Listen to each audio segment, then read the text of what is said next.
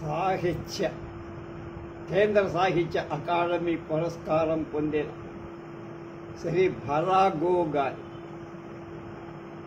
సమగ్ర కథా సంకలనం ఇట్లు మీ విధేయుడు 8వ భాగం 16/8/24 శ్రీ వరలక్ష్మీ వ్రత శుభాకాంక్షలతో స్వాగతం.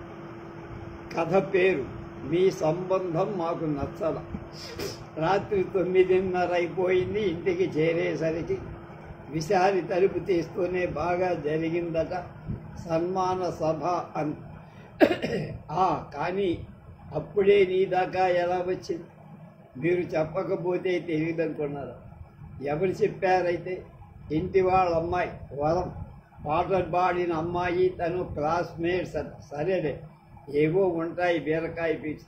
కాళ్ళు చేతులు కడుక్కొని భోజనానికి కూర్చున్న విశాలి ప్రసంగం మార్చలా.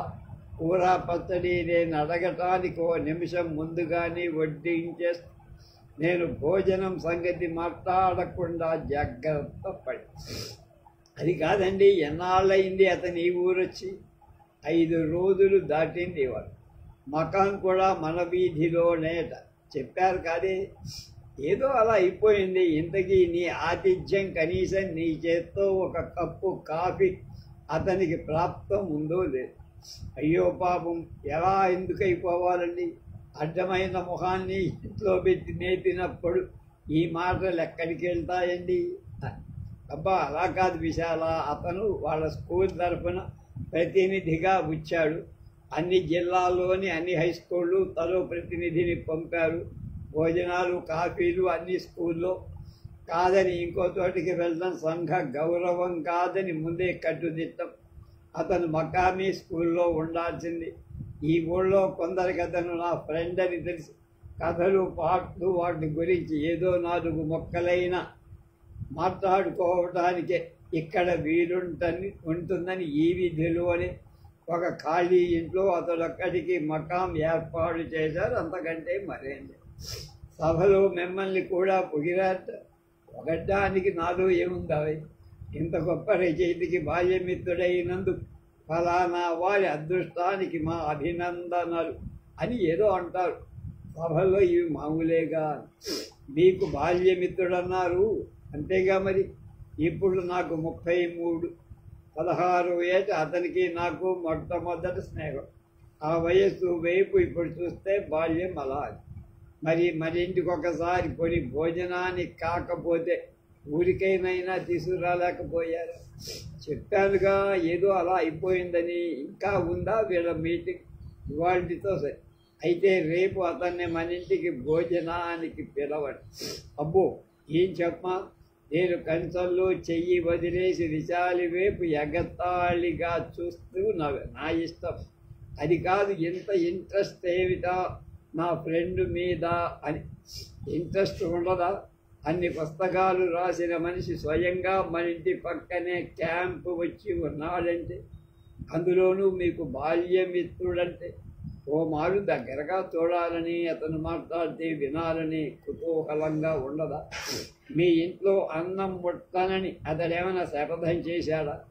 అయ్య బాబోయ్, కోంపళ నేపతన్ని తీసుకొస్తాగా అని. వంట అయిపోయింది. భోజనానికి లెమ్మని చెప్పడానికి నేను వెళ్ళేసరికి మొదటి ఎవరితోనో ఏదో పిట్ట కథ చెప్తున్నాడు. 3 శ్రోతల మధ్య అతని కంఠం ఉల్లాసంగా ప్రముఖంగా వినబడుతుంది. ఏమిటేమిటి, నేను లేకుండా ఏదో చెప్పేస్తున్నావే అన్నా మళ్ళీ మొదలు పెట్టమని అడగటానికి ఇష్టం లేక. ఏముంది, మీరు ఇంకా పెళ్లి చేసుకోలేదేమని అడుగుతున్నారేనా? దానికి నా అడ్వెంచర్ ఒకటి చెబుతున్నా. అడ్వెంచరా? అడ్వెంచరే. పెళ్లి కూతుర్ని చూడటానికి వెళ్ళటం అనేది కుర్రాళ్ళకి అంతే కదండి. కాకేం ఇప్పుడు మరీను ఆడపిల్లలు కూడా ప్రశ్నలు అడిగేస్తున్నారు. నీకు చదరంగం వస్తా, సైకిల్ తొక్కడం వస్తా, ఆఫీసర్ ఎదుటి ప్రమోషన్ అడగగలరా అంతెందుకు. మొన్న ఈ మధ్య ఈ ఊళ్ళోనే వాళ్ళ ఇల్లు నుంచి బజార్లో అన్నమాట. వాళ్ళ ఇల్లు మంచి బజార్లో అన్నమాట. పెళ్లి కొడుకు ఏదో కొంత నాసిరకంగా కనిపిస్తే ఈ ట్రాఫిక్లో రోడ్డు దాటడానికి మీకెంతసేపు పడుతుంది అని అడిగిందట ఒక అమ్మాయి. అందరూ నవ్వారు. నాకు జరిగింది ఇలాంటిది కాదులే, అయితే చాలా రోజులైందనుకో. అప్పటికింకా మగపిల్లల్ని ప్రశ్నలు అడగటం దాకా రాలా. నేను మా చిన్నక్కయ్య కలిసి వెళ్ళాం పిల్లలు చూడటానికి. వాళ్ళు అసలు మా బంధువులే, అయితే చాలా పీనాసి వాళ్ళు. వాళ్ళ ఫ్యామిలీ హిస్టరీ కూడా అంత మంచిది కాదు. ఆ పిల్ల అక్క గారు ఒక ఆవిడ భర్తతో పోట్లాడి పుట్టింటికి మకామెత్తేసింది. ఇంకొక ఆవిడ ఎక్కడో ఉద్యోగం చేసుకుంటా భర్త గారిని ఆ ఊరికి ట్రాన్స్ఫర్ చేయించింది. అందుకేదో కారణం కూడా ఉంది. ఆవిడ క్యారెక్టర్ మంచిది కాదని చెప్పుకునేవాడు. ఇదంతా ఇప్పుడు ఎందుకు మనకు చెప్పేది ఏమిటంటే, మాకు మీ పిల్ల అక్కర్లేదు ముర్రు అంటున్నా కూడా లక్ష్య పెట్టలేదు. ఓసారి పిల్లని చూడకూడదా అని కబురు. వాళ్ళ పిల్లని చూసి చూడగానే మొగం తిరిగిపోయి, బాబోయ్ నాకు కట్నం వద్దు, కానుకలు వద్దు, ముందు అప్సరసనిచ్చి పెళ్ళంటూ చెయ్యండి చాలు అంటామని వాళ్ళ ఉద్దేశం అని అందరి మొహాల వైపు చూశాడు. మరి అందరూ చిరునవ్వులను వేసి అతన్ని ప్రోత్సహించి, ఏదో మరి కాకి పిల్ల కాకి ముద్దుగా ఎవళ్ళ ఆశలు వాళ్ళు. సరే వెళ్ళాం. మేము వెళ్ళేసరికి ఆ సాయంత్రం 4. పొద్దుట ఏ 9 వేసేసిన ఫ్లాస్కులో పోసేసిన బాపతు కాఫీ చెరో కప్పు ఇచ్చారు. మేము వస్తామని రాసిన ఉత్తరం అందిన నాడు చేసిన పకోడీలు అవి తింటే, మేము వస్తామని రాసిన ఉత్తరం అందిన నాడు చేసిన పకోడీలు అవి తింటేనే కానీ పిల్లని చూపించడం అన్నట్టు ఓ పట్టాన పిల్లని యువతలకి తీసుకురాల. పాపం ఏదో శక్తి కొద్దీ ముస్తాబు చేస్తున్నారేమో అన్నాడు ఒక శ్రోత. అది కాదు, ఈ పకోడీలు కాఫీ ఆరగించాక సాగులే రాలేదన్న ఆశ్చర్యంతో ఎలాంటి ఆకారం కళ్ళపడ్డ ప్రాణానికి హాయిగా తగి, సరే కానివ్వండి అనకపోతారా అని అన్నాడు ఆయన. సరే, అదృష్టవశాత్తు పెళ్లి చూపల టిఫిన్ అంతా తినక్కర్లేదన్న ఆనవాయితీ ఒకటి ఉందిగా. దాని మూలంగా మాకు డాక్టర్ ఖర్చు తగ్గిందనుకోండి. ఆనక ఊడిపడింది భామ వేషం. సరిగ్గా 4 గజాల దూరంలో కూర్చోబెట్టి అక్కడి నుంచి లక్షణాలన్నీ కనపడ్డాయి. చేతులకి మొహానికి సరిగ్గా అంగుళం పొడుగు రోమాలు. రామరామ వేషం చూద్దామా అంటే ఇంట్లో ఉన్న వాళ్ళందరికీ తలోటి తొడిగేశారు. నెక్లెస్ ఒకరిది, గాజులు మరొకరిది, చెవుల కమ్మలు ఇంకోరిది, జడలో నాగరం బహుశా పొరుగింటి వాళ్ళది, జాకెట్టు చీర. సరే, వాళ్ళ అమ్మ పెళ్లి నాటివి అనుకోండి. ఆ విగ్రహం చూడాల్సిందే, వర్ణించటం కష్టం. పాపం అంతసేపు కూర్చున్నారు. అలా ఆవిడకి ఎదురుగా ఆ దృశ్యం చూస్తూ అన్నాడు. అడ్వెంచర్ అని ఊరికే అన్నారా మరి? సరే అయ్యింది కాదు, మా చిన్నక్కయ్య సరసాల మారి కాసేపు అది ఇది అడిగి అధాశక్తి ఏడిపించుకు తిని కాస్తలో కాస్త ఎంటర్టైన్మెంట్ అనుకోండి. అందరూ కళ్ళు చెవులు అప్పచెప్పి వింటున్నారు. చెప్పాల్సిన మాటలు నోట్లోనే ఉండిపోయి నాకు కొంచెం కష్టంగా. ఇక ఇప్పుడు పాట కచేరీ నా సారి రంగా అన్నాడు. మళ్ళీ అసలు తతంగం అంతా అందులో ఉంది, చూసుకో అన్నట్టు. ఆ సంగతి గ్రహించిన ఒక శ్రోత చేతులారా చేసుకున్న పాపం అనుభవించక తప్పుతుందా? మిమ్మల్ని ఎవరు అడగమన్నారు? పాటొచ్చా, ఏది ఒకటి విందాం అంటూ అని గడుసుగా నవ్వుతున్నా. ఎబ్బెబ్బే, మా వల్ల ఏం తప్పు లేదని. కాకపోతే అది మా పూర్వులెవరూ చేసుకున్న పాపం అయ్యి ఉండాలి అంతే. పాట మొదలు పెట్టక ముందే మా చిన్నక్కయ్య నేను పోదామంటే పోదామని గిల్లుకున్నా. మధ్యవర్తి వైపు తిరిగి గొంతుగా సవరించుకునే లోపల ఆ పిల్ల తల్లిగారు ఉంది, మా తప్పిపోయిన అత్తగారు. మా అమ్మాయికి పాట కూడా వచ్చు. అది మొహమాటం చేత చేసుకొని మొహం చేరంత చేసుకొని అక్కడికి మా చిన్నక్కయ్య తెంచేసి, వస్తే ఏమిలేండి మరోసారి వినొచ్చు అనేసి సహనం లేచింది. ఇంతట్లో మళ్ళీ ఎందుకని మరోసారి విందురు గాని ఎప్పుడు వింటే మాత్రం ఈ సంపొస్తుందా అని ఆ తల్లి బలవంతాన హార్మనీ పెట్టి తెచ్చి కూతురు ముందరకు కుదేసి సిగ్గుపడకమ్మ ఒక్కటేదైనా పాడు అది బెతాయించిందంటమ్మ. పాపం అన్నాడు ఒక స్వ. ఇక ఎత్తుకుందండి ఆ అమ్మాయి. అది హిందీ పాటో మరాఠీయో నేపాలీ భాషో ఎవ్వరికి శ్రీరామచంద్ర కృపాడు భజమన హరణ భవభయ దారుణం. ఆ ముక్కలు మాత్రం అలా జ్ఞాపకం ఉండిపోయి ఇప్పటికీ జ్ఞాపకం. దారుణం నిజంగా దారుణమేనండి అన్నాడు ఒక శ్రోత. అసలు అది మంచి కీర్తనేనండి. మొదటి నుంచి మా ఫ్రెండ్కి హిందుస్థానీ సంగీతం అన్నా హిందీ కీర్తనలన్నా నచ్చవు. కానీ కవి స్వార్థపరుడు కదా, అన్నీ తెలుగే అయి ఉండాలి, తనే వ్రాసుంటే ఇంకా మంచిది అన్నాను ఉండేది. ఇది మరీ బాగుందోయ్. నేను రాసిన పాటలు నా పెళ్లి చూపులకే ఎవరు పాడగలరు?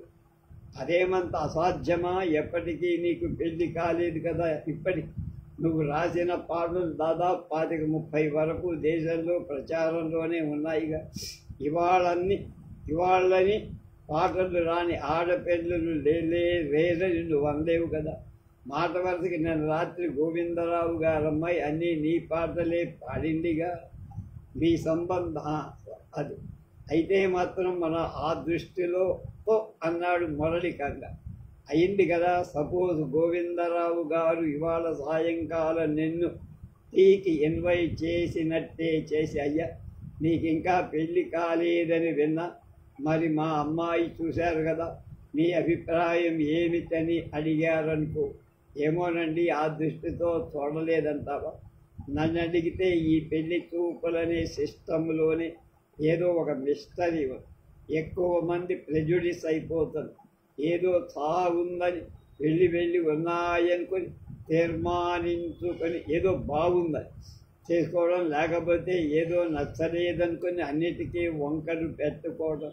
10 నిమిషాలు మొదలు అరగంట వరకు జరిగే ఈ తతంగలు షో మధ్య నిజం తెలుసుకునేందుకు అవకాశం చాలా తక్కువ అన్నా అది నిజమేనండి అన్నాడు ఒక శ్రోత లేని నవ్వు తెచ్చుకొని. మొత్తానికి అలా ముగిసిందన్నమాట మీ అడ్వెంచర్ అని నా 2వ ఆయన. 3వ ఆయన ఏది అనకముందే నేను మొదటి వీపు మీద తట్టి మరీ చెప్పడం మర్చిపోయానయ్యా. వంట అయిపోయింది, భోంచేసొద్దాం పదా అని. ఓఎస్ ఐయాం రెడీ అని. భోజనాలైపోయి యువతల పడ్డాం. ఏమిటో నువ్వు సరిగ్గా సహజంగా భోంచేసినట్టు లేదు అన్న. ఎబ్బెబ్బే లేదు, నాకు మీ ఇంట్లో మొహమాటం అని కాదు కానీ ఏదో పరధ్యానంగా ఉన్నావు అన్న. అతడు భోంచేస్తున్న సేపు కూడా అంతే. మాటలు సమయోచితంగా రాలా. ఒకదానికొకటి చెప్పడు, మళ్ళీ అది సర్దుకోవటానికి ఇంకోటి ఏదో చెప్పడు. ఇలా అయిపోయి మేము విజయనగరంలో చదువుకున్నాం. కృష్ణమూర్తి హోటల్లో భోంచేసి పక్కనే ఉన్న పంతులు గారి కిళ్ళీ కొట్లో ఉప్పు చెక్క ఎలక్కాయ కిళ్ళీ వేసుకోవడం ఆనాటి జీవిత మాధుర్యాల్లో దొరకాలే. కానీ ఉప్పు చెక్క మజా ఎప్పటికీ నాకు చాలా అనుభవనీయంగా ఉండిపోదు. ఈ ఊళ్ళో దొరకవు. కానీ మొన్న ఈ మధ్య వెంకటరాజు గారి గజపతి నగరం వెళితే అతని ద్వారా తెప్పించినవి కొద్ది. ఇవెక్కడ సంపాదించావోయ్ అంటూ మొదటి సర్వం మరిచి తాంబూల చర్వణంలో పడ్డాడు. ఆ నిషా దిగిపోకుండానే అందుకున్నాడు. నీ పెళ్ళయి ఎన్నాడైందయ్యా? అన్నాడైంది 5-6 ఏళ్ళు. అత్తారే ఊరు పిఠాపురం.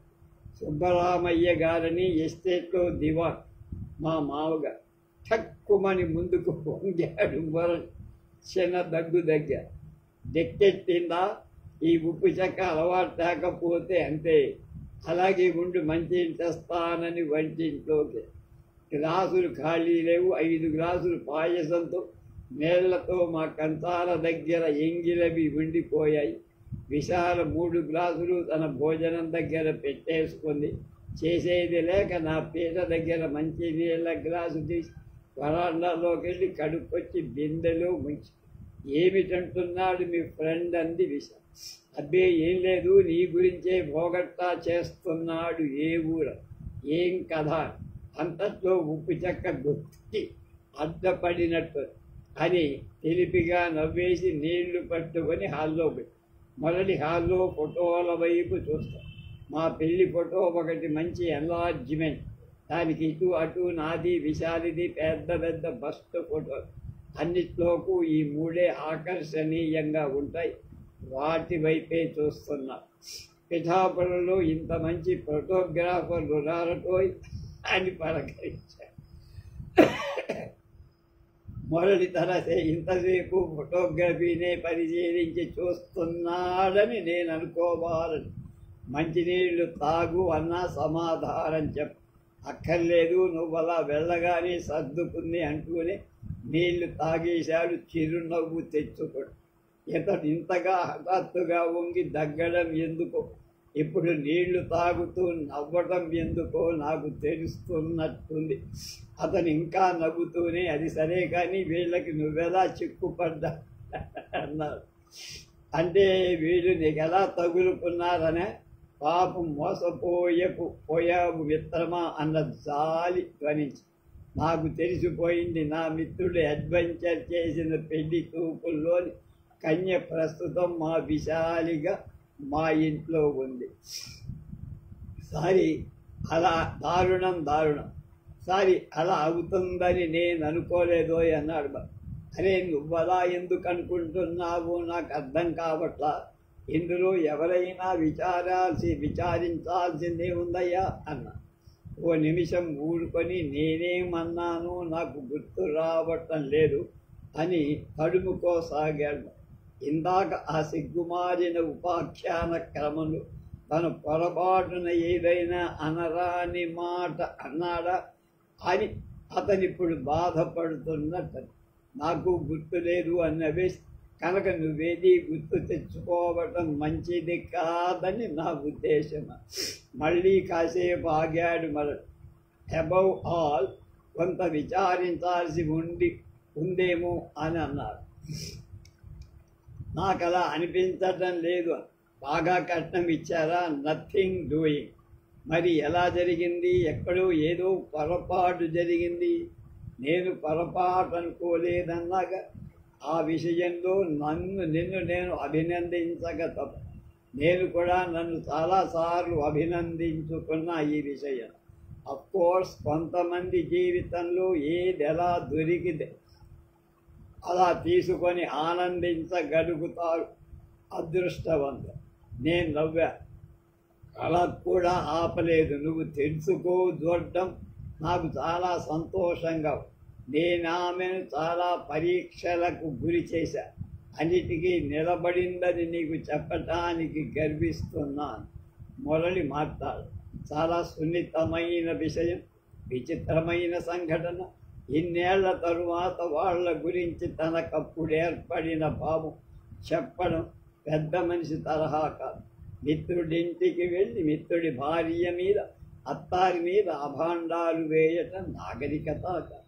మిత్రుడి శ్రేయస్సు కోరి అతని చుట్టూ ఏదైనా కీడు ఉన్నప్పుడు చెప్పుకోవటం సగం.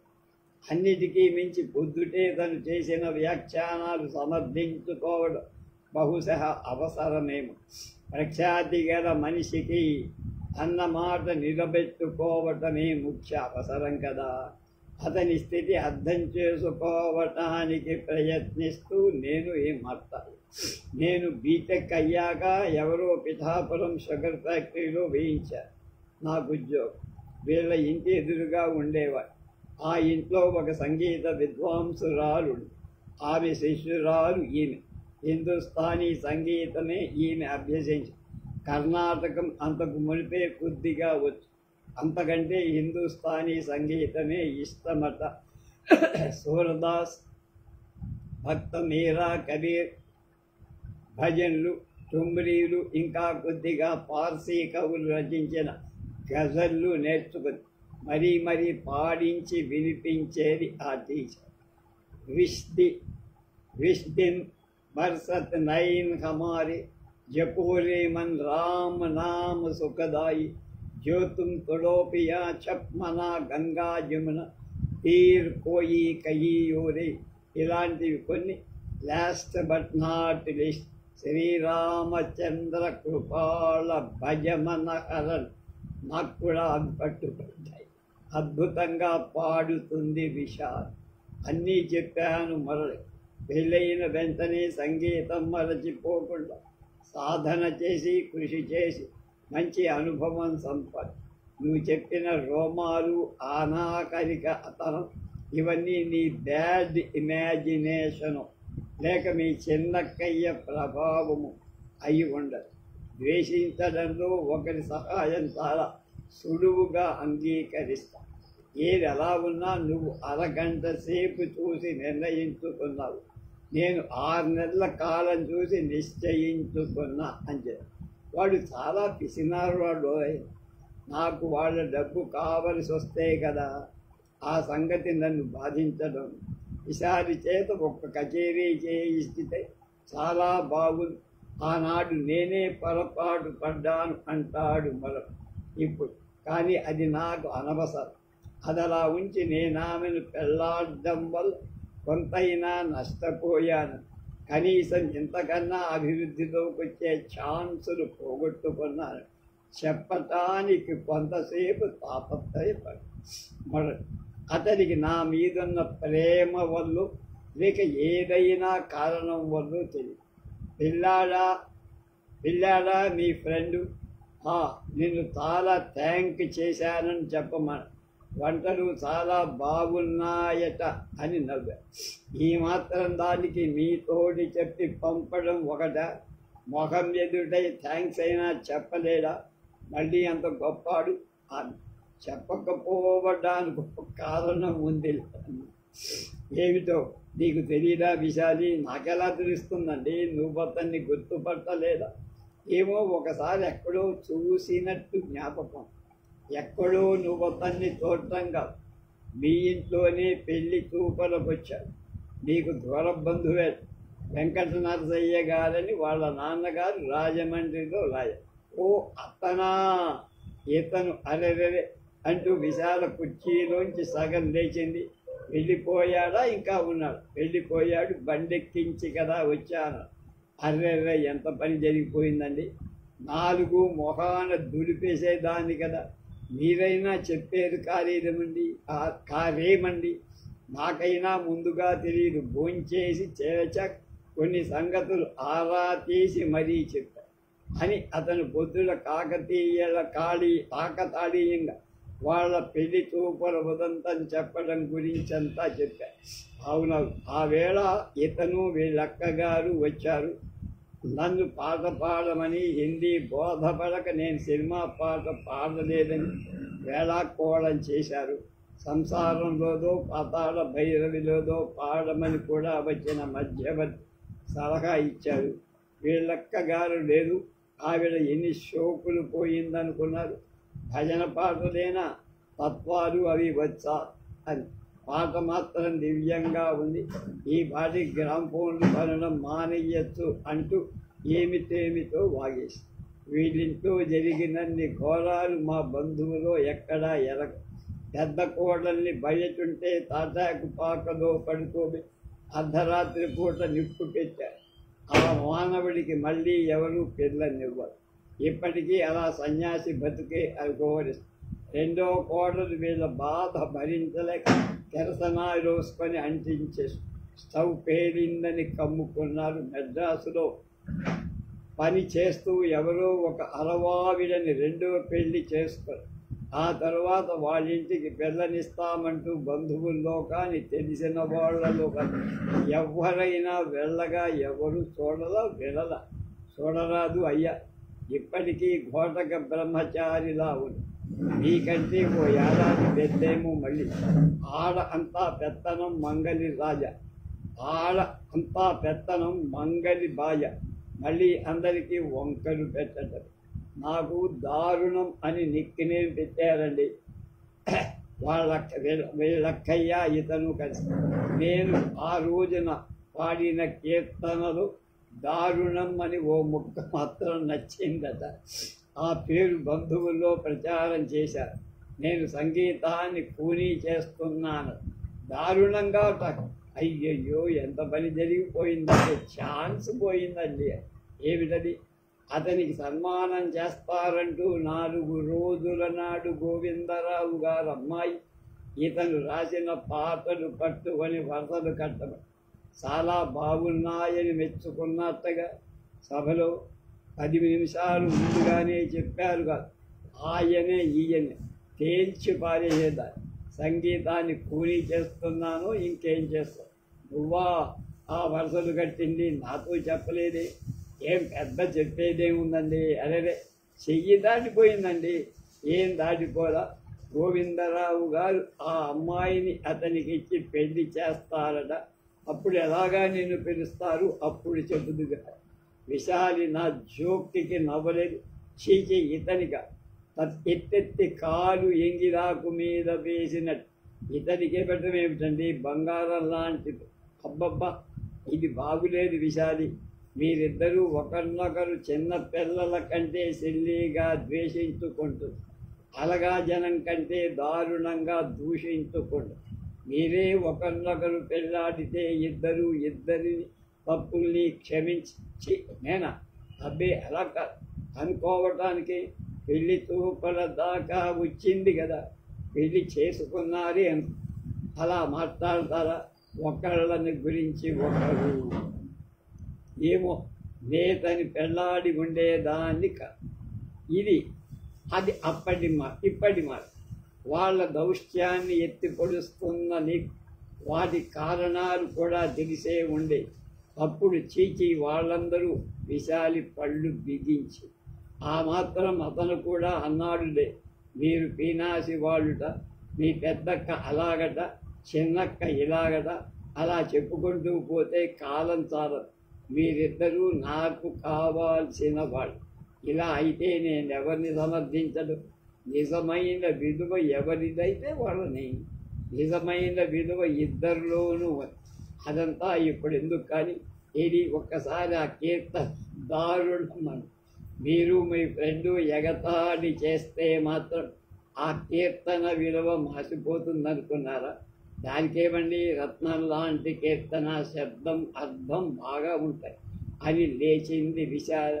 శ్రీరామచంద్ర కృపాళ భజమన హరణ భవభయ దారుణ నవకంజలోచన కంజ ముఖకర కంజ పద కంజారుణ అని మెత్తగా కమ్మగా గానం చేస్తూ విశాలి ఇంట్లో ఏదో పని చూసుకోసాగింది.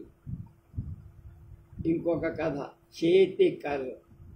ఎవరయ్యా ఇక్కడ ఎంతసేపు డ్యూటీలో ఉంది అని నిబ్బరంగా అడిగాడు తహసీల్దార్.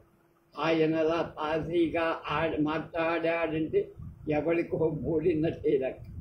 ఏమైంది సార్ అని ఆయన వినయంగా అడిగా. అందులో ఆయన అడిగిన దానికి ప్రశ్నకి జవాబు. ఒకసారి తారా జువ్వలా లేచాడు. ఏమైందని నిమ్మలంగా అడుగుతున్నావా? నీకు ఉద్యోగం పోతే జంచారు పడుకొని తద్దినాలు పెట్టి బతికేస్తాం. నాకు కలెక్టర్ గారికి ఉద్యోగాలు పోతే చావొక్కటే మార్గం. నీలాంటి బాధ్యత లేని వ్యక్తుల్ని బంగాళా డ్యూటీకి వేస్తే ఇంతే. బిక్క చచ్చిపోయినట్టు నడి అసలేం జరిగింది సార్ అన్న. అప్పటికే చుట్టూరా జనం చేరును. జనం అంటే జనం కాదు, పోలీసు, సర్కిల్ ఇన్స్పెక్టర్ ఒక ఆయన, 2 కానిస్టేబుల్స్, యానిమల్ హస్బెండరీ ఏడి ఇలాంటివి. అక్కడ మినిస్టర్ గారు క్యాంప్ వేసిన సందర్భంగా డ్యూటీ మీద వచ్చిన వాళ్ళు, పనులు చేయించుకోవడానికి వచ్చిన వాళ్ళు ఉన్నారు. ఇంకా ఆ సంగతి కలెక్టర్ తెలియదు. తెలిసే ముందే పని మొదలు పెట్టండి. మినిస్టర్ గారి చేతి కర్ర ఎవరో పట్టుకుపోయారు. తెల్లారే లోపులు అది వాళ్ళకి ఆయనకు అప్పచెప్పకపోతే ఎవడు డ్యూటీలో ఉండడు. చూస్తే ఇంకే ఈ జల్లా మొత్తం మీద అన్న. చేతికర్ర పోయిందా? ఇంతమందిని ఎక్కడున్నామి అదే నలుసా నల్లపూస? ఎవడో కళ్ళు కప్పి పట్టుకుపోవటానికి ఓ జేబు రుమాల. 3 నెలల కిందటి ప్రయత్నం. ఈ మినిస్టర్ గారి క్యాంపు ఏర్పాట్లకు ఆయన స్వాతంత్ర యోధుడు, వయోవృద్ధుడు, మహాజ్ఞాని. ఎంత జ్ఞానో అంత ఛందశాస్త్రం. ప్రస్తుతం కేంద్ర ప్రభుత్వంలో రక్షణ మంత్రి. ఈ ఊరు రావటం ఇదే మొదలు. అందుకని 3 నెలల కిందటే తన ప్రోగ్రాం పంపుతూ తనను చూడటానికి రావాల్సిన వాళ్ళ లిస్ట్ ఒకటి పంపారు. ఆ లిస్టులో ప్రతి ఒక్కరిని తమ కోరిక తెలియచేసి తాము ఇక్కడ గడపబోయే 3 రోజులు ఎవరికి ఎప్పుడు ఎంత సమయం కేటాయించింది వివరాలతో నిమిషాల వారీగా కార్యక్రమాన్ని రూపొందాల్సిన బాధ్యత మా జిల్లా కలెక్టర్ గారికి అప్పచెప్పాడు మినిస్టర్ పి. A1 నుంచి G12 వరకు గల గుమాస్తాలు ఉద్దండులంతా కూర్చొని డిస్కస్ చేసి రూపొందించిన మినిట్ టు మినిట్ ప్రోగ్రాం జాగ్రత్తగా టైప్ చేసి ఇవ్వగా కలెక్టర్ గారు ఆ కాగితాలు తమకు చేరినాడు సాయంకాలమే ఏదో అర్జెంటు పని మీద హైదరాబాద్ వెళుతూ ఇవి అక్కడికి పట్టుకెళ్ళి అక్కడి ముఖ్యమంత్రి గారికి ఆమోదం పొంది అదే తమ ఆమోదం తమ అభిలాష అని రాసి కేంద్ర మంత్రి గారికి పంపమన్నారు. మినిస్టర్ గారు ఇచ్చిన లిస్టులో ఉన్న ఆసామీలో ఒక వ్యక్తిని మేము పట్టుకోలేకపోయాం. అతని పేరు రంగనాథాచార్య. అతన్ని ఈ ఊరేనని తెలియజేస్తూ జైలు మేట్ 1920-32 మధ్య 41-43 మధ్య మాత్రం చెహరా ఇచ్చారు. రాజకీయ బాధితులుగా భూములు కావాలని కొడుకులకు అల్లుళ్లకు ఉద్యోగాలు ఇప్పించమని అర్జీలు పెట్టుకున్న ఈ ఊరి పెద్దలు ఆయన పేరు లేదు. అయినా కేంద్ర మంత్రి గారు ఇచ్చిన పేరు కదా అని ఆయన ఈయన కలవకపోతే ఏం మునుగుతుందో అని అప్పట్లో శాయశక్తులా ఆయన అడ్రస్ దొరకలేదని ఫైల్లో రాసుకున్న మినిట్ టు మినిట్ ప్రోగ్రాములో ఆ పేరు గల ఆసామని ఉదహరించకుండా దాటేసి అక్కడి గుండెలు పీసుమన్నా అందరికీ. అయితే ఢిల్లీ నుంచి ఆ ప్రోగ్రాం మీదే మరో రిమార్కు లేకుండా ఆమోద ముద్ర పడి రాగానే గండం గడిచినట్టని ఊపిరి పీల్చు 3 రోజుల ప్రోగ్రాంలో ఢిల్లీ నుంచి సూచించబడ్డ మార్పు ఒకటే. రెండవ రోజు రాత్రి 8:30 నుంచి 9:30 వరకు గల అరగంట కాలంలో స్థానిక ప్రముఖులతో ఇష్టాగోష్ఠి అని మేము రాస్తే అది అనుకోని అతిథుల కోసం ప్రత్యేకమని మార్చారు. ఈ మార్పు జనానికి తెలిసేటట్టుగా ప్రచురించమని ఆ సమయంలో అడ్డమైన వాళ్ళు వచ్చేసి తనను హింసించకుండా చూడమని ప్రత్యేకమైన హెచ్చరిక కూడా వచ్చింది. రెండు మాకు కరతలా మలకాలి. అటే మాట్లాడితే ఈ అనుకోని అతిథులు ఎవరో కూడా మేమే నిర్ణయించి మేము మొదట అనుకున్న స్థానిక ప్రముఖులని అక్కడ సమావేశపరిచి మేము మొదట అనుకున్న ఇష్టాగోష్ఠి కార్యక్రమాన్ని అక్కడ ఏర్పాటు చేయగల సామర్థ్యం మా యంత్రాంగానికి. కానీ అలా చెయ్యకుండా ఇందు మూలంగా సమస్త జనులకు తెలియజేయటమేమనగా అనే పద్ధతిలో ఈ అరగంట గురించి ప్రచారం చేసి ఊరుకున్నాం. మినిస్టర్ గారు పంపిన లిస్టులో వ్యక్తులందరికీ ఎవరికి కేటాయించిన సమయంలో వారు మినిస్టర్ని గారిని చూడటానికి వీలుగా రాను పోను ప్రయాణపు ఏర్పాటు చేయటానికి చాలినన్ని జీపులు కార్లు సిద్ధం చేసి ఉంచారు. ఈ అనుకోని అతిథులు మొత్తం 4 తేలారు. వాళ్లలో 2 మొదటి రోజు కార్యక్రమంలో సమయం కేటాయించబడి సమయానికి లభ్యం కానివారు. ఒకడు ఏదో పుస్తకం రాసి మినిస్టర్ గారికి అంకితం ఇవ్వడం కోసం వారి అనుమతి కోసం వచ్చినవారు. 4వ వ్యక్తి మేము ఆనాడు కనుక్కోలేక వదిలేసిన రంగనాథాచారిగా. రాత్రి 8:30 గంటలకి మొదలయ్యే కార్యక్రమం సాయంకాలం 6:30కే సిద్ధమైపోయి లాంజ్లో ఉండనిస్తారో లేదో అని మొహమాటుబడి గెస్ట్ హౌస్ చుట్టూరా ఉన్న చెట్లలో ఒకదాని కింద తత్తికెళ్ళబడి కూర్చున్నారు. ఆ సంగతి నేను 6:30కే గమనించాను. 8:30 వరకు అతన్ని లోపలికి ఆహ్వాని కాఫీ పుచ్చుకుంటారా అడిగితే ఆయన మాట్లాడు. తర్వాత నేను మాట్లాడు. మొదటి 3 అనుకోని అతిథులు మినిస్టర్ గారు లౌంజ్లోకి చకచక వాళ్ళ పనులు నిలబడి పూర్తి చేసుకో. ఈయన కూర్చున్న చోట కదలకుండా కూర్చో. మినిస్టర్ గారు ఈయన చూడగానే అయ్యో నువ్వొచ్చావా అంటూ ఆప్యాయంగా ఆయన్ని పలకరించి పక్కన కూర్చొని ఇక్కడెందుకు లోపల మాట్లాడుకుందాన్రా అని లేవదీసి లోపలికి తీసుకెళ్ళి మినిస్టర్ గారు కుటుంబ భోజనాలు చేశారు. ఆయన అక్కడే భోంచేశారు. భోజనానికి కక్కుర్తి పడే వాళ్ళలో 80 ఏళ్ల వాళ్ళు కూడా ఉంటారన్నమాట అని మాలో మేము జోకేస్తాం. మినిస్టర్ గారు మా ఊరు దర్శించే సందర్భంగా భోజనం మొదలైన ఏర్పాట్లకి గెస్ట్ హౌస్ మరమ్మతులకి 30,000 రూపాయలు శాంక్షన్ అయి మా చేతుల్లో ఉన్న సంగతి మేము అందరం కూడా గెస్ట్ హౌస్లోనే కాఫీలు భోజనాలు చేస్తున్న సంగతి గుర్తొచ్చు. కానీ పైకి అనుకోదా, మేము ఎవరం కూడా. సరిగ్గా 9:25కి ఈయన అవతలకు వచ్చారు. అనుకోని అతిథులకు ఒకళ్ళకు వెళ్ళేందుకు వాహనాలు ఏర్పాటు చేసే బాధ్యత నెత్తిన వేసుకోదా కనుక ఆ రాత్రప్పుడు ఆ 80 ఏళ్ల ముసలాడు నడిచి వెళ్తున్నాడా, సిటీ బస్సు దొరుకుతుందా అనే విషయం మేమెవరూ పట్టించుకోదా. 9:40కి మినిస్టర్ గారు తమకు 6 బయట కాసేపు కూర్చోవాలని ఉన్న కుర్చీలు వేయించమని చెప్పారట. వేయించు 15 నిమిషాలైంది. కుర్చీలు 6 బయట అలా ఖాళీగానే ఉన్నాయి. ఇదిగో వస్తారు అదిగో వస్తారని చూస్తున్నాం. ఇంతలోనే అది 6 బయట కుర్చీల దాకా వెళ్ళటానికి మినిస్టర్ గారు చేతికర్ర కోసం వెతుక్కుంటే అది కనపడలేదు. క్షణాల మీద వివరాలు వచ్చాయి. ఆ చేతికర్ర ఎబనైట్ బ్రౌన్ రంగు, 3 అడుగులు పొడుగు. మినిస్టర్ గారు 12 ఏళ్ల క్రితం వెస్ట్ జర్మనీ వెళ్ళినప్పుడు ఒక సైంటిస్ట్ ఆయనకు ఆ చేతికర్ర ప్రజెంట్ చేశారు. ఆ చేతికర్ర హ్యాండిల్కి స్క్రూ పద్ధతి ఉంది. 4-5 రకాల హ్యాండిల్స్ను ఆ కర్రకి స్క్రూ పద్ధతిలో బిగించుకోవాలి. అభిరుచిని బట్టి, అవసరాన్ని బట్టి. జర్మనీలో ఒక కీకారణ్యంలో పెరిగిన ఒకానొక జాతి కర్ర ఈ 200 ఏళ్ళలో దాచి సీజన్ చేసి తయారు చేశారట. కర్ర ఖరీదా అబ్బో చాలా ఉంది. ఎంత అంటే ఎంతని చెప్పడం, 60 ఏళ్ల రాజకీయ జీవితం, 28 ఏళ్ల మంత్రి అనుభవం, అఖండ మేధా సంపత్తి, అసలు సంపత్తి కూడా కలిగిన ఒక స్వాతంత్ర యోధుడి అంతకంటే ఎక్కువ మేధావంతు జర్మనీ సైంటిస్ట్ అభిమానంగా ఇచ్చిన కానుక. అడవిలో 100 ఏళ్ళు పెరిగిన చెట్టుదే కావచ్చు. పుట్టిన తర్వాత 200 ఏళ్ళు దాచి ఉంచవచ్చు. కానీ మినిస్టర్ గారి చేతుల్లో 12 ఏళ్ల నుంచి ఉన్న కర్ర, దాని విలువ ఎంత అంత అని ఎలా చెప్పడం? సత్తు సంభావన 3,000 ఉండవచ్చు.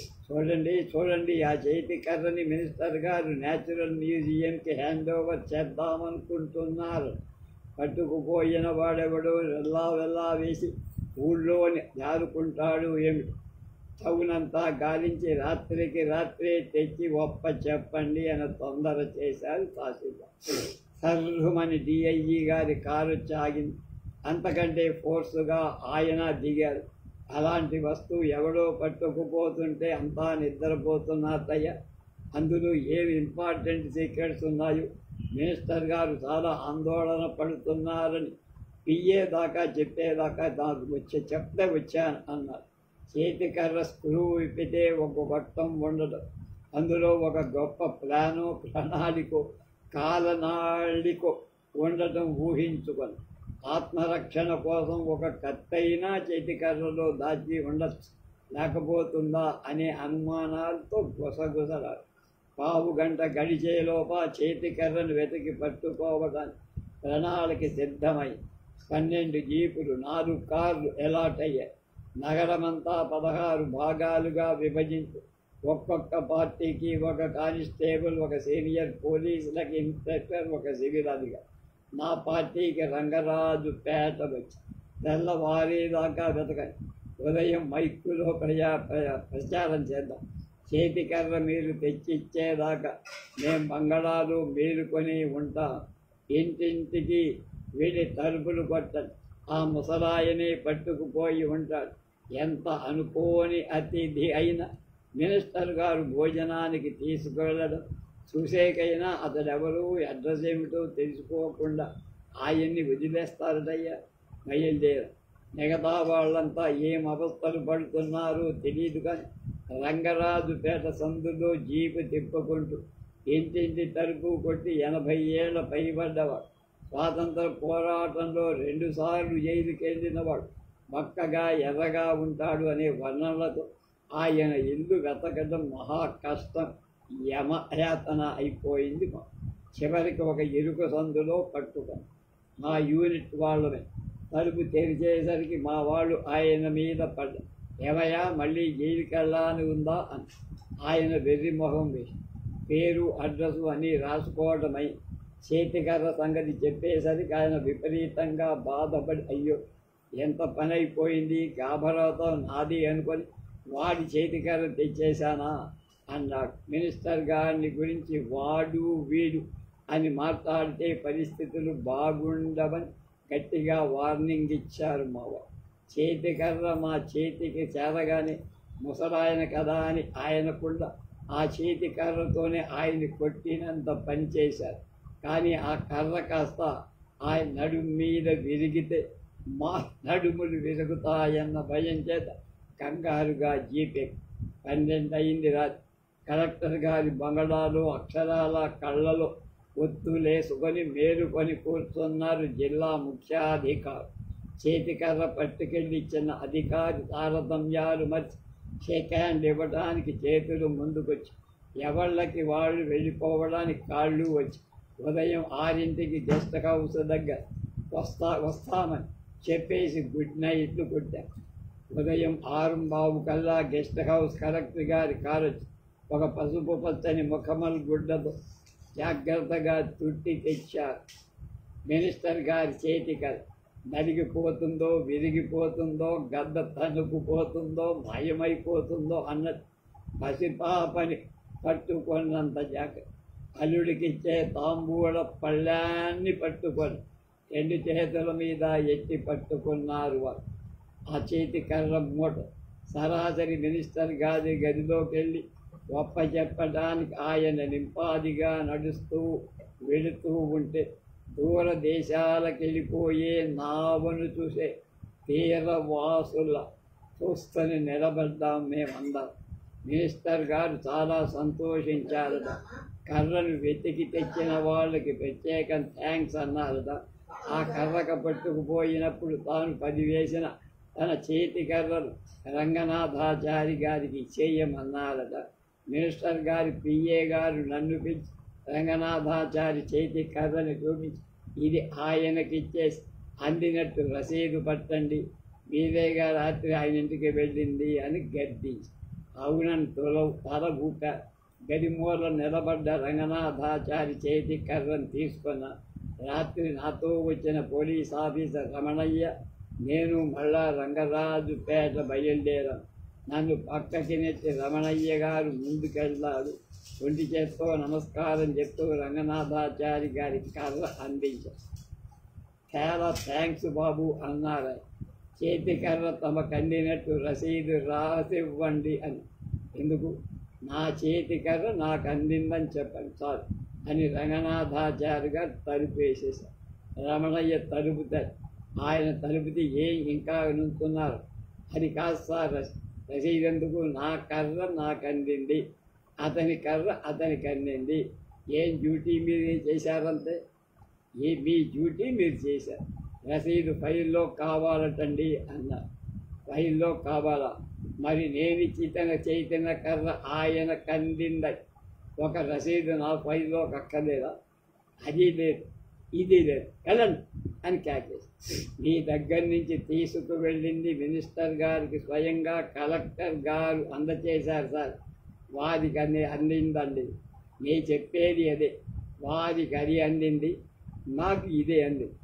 ఆ రసీదు తెస్తే ఈ రసీదు నేను ఆ చేతి కర్రను వేలం వేసేసి లక్షలు ఆర్జించబోతున్నానని, నన్ను జైల్లో పెడతానని అన్న పెద్ద మనిషివి నువ్వేగా, పోయిరా. ఆయన మీకు మినిస్టర్ అయితే ఆయన నాకు ఫ్రెండ్, గురువుని, వెళ్ళండి నాకు పనుంది అని ఆయన వెనక్కి తెలిగిపోయి రాత్రి నేను చెప్పాను చుడం చెయ్యకండయ్యా బాబు అని. విన్నారు కాదు అన్నాను రమణయ్య.